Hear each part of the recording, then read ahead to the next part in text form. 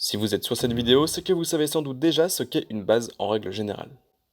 Vous savez que c'est primordial à la confection d'un e-liquide en DIY, mais maintenant il reste encore à savoir laquelle vous allez choisir. Quelle marque, quel taux de PGVG ou encore quelle contenance, nous allons voir cela ensemble.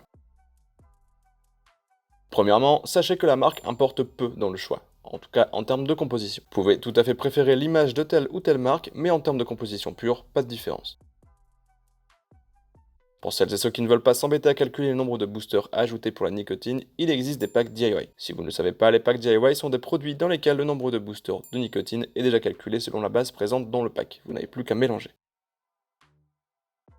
L'élément qui va axer votre choix avant tout, c'est le taux de PGVG. Le PGVG, c'est la composition d'une base, du propylène glycol et de la glycérine végétale. Le premier favorise la sensation en gorge et le second la production de vapeur. Il faut donc choisir selon vos envies, mais avant tout selon ce que votre cléromiseur permet. Vérifiez sur la fiche produit de celui-ci s'il doit être utilisé avec un liquide fort en PG ou fort en VG.